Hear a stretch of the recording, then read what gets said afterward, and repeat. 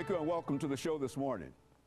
The topic this morning is the African American History and Women's History Month in February and March of 1011, sorry about that. And we have with us a special guest, a guest who I would like to introduce to my audience this morning as my granddaughter, Miss Alana McLaughlin.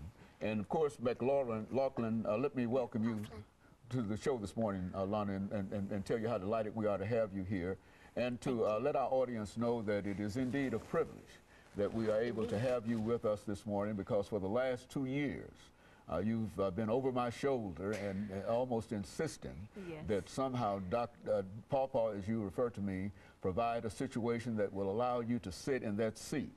And I think over the last couple of years that I've seen you develop to such an extent that I've felt comfortable in a real sense in introducing you to my audience, which I've had for the last 28 or 29 years. And they are familiar with what we do here, but I can assure you that they've never seen a young person as young as you on Comments with Dr. James Haney this morning. So let's, this morning, Alana, open up our show by having you to give us some information about your family life, some information about your school, information about your church, and perhaps then talk about African-American women in history as well as others. Now, let's talk, Alana.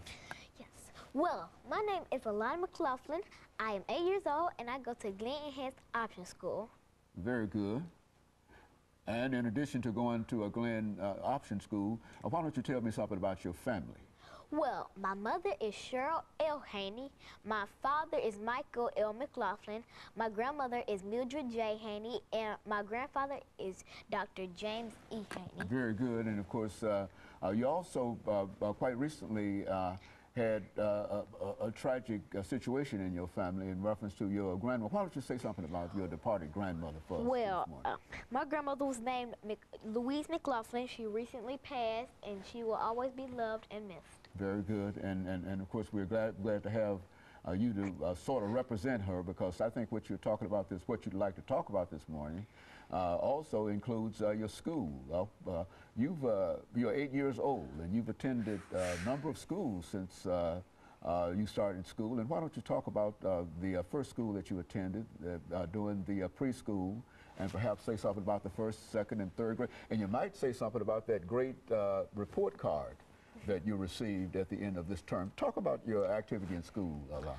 Well, I started my education at Napier Enhanced Option School with teacher Mr. Downey as my pre-K teacher and principal Michael Ross. Very good. And then you went from there to your second grade. And where was your second grade spent? And who was the teacher there that had some influence on you? Talk about them. Well, in kindergarten, I had a teacher, Pat Harfield.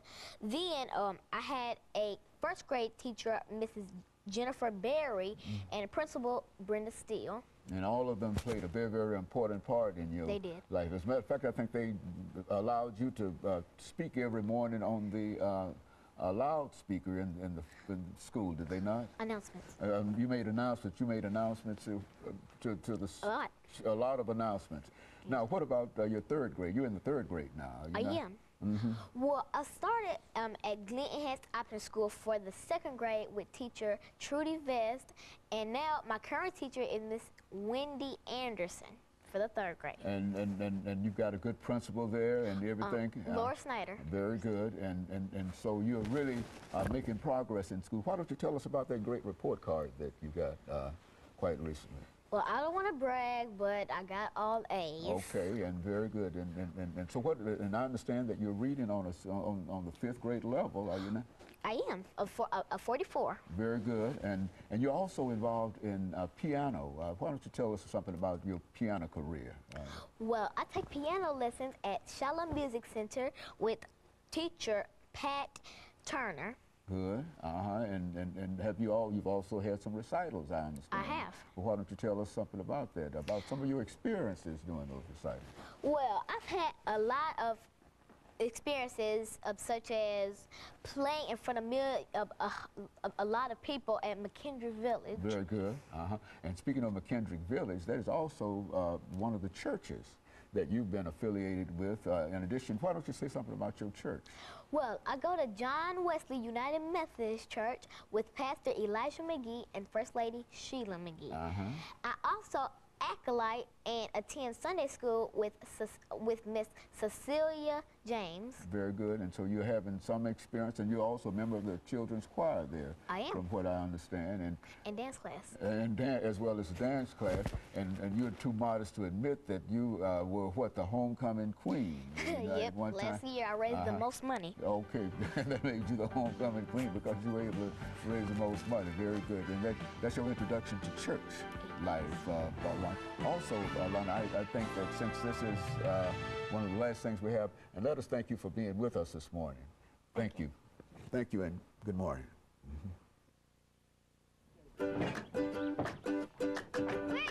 And welcome back to the second segment of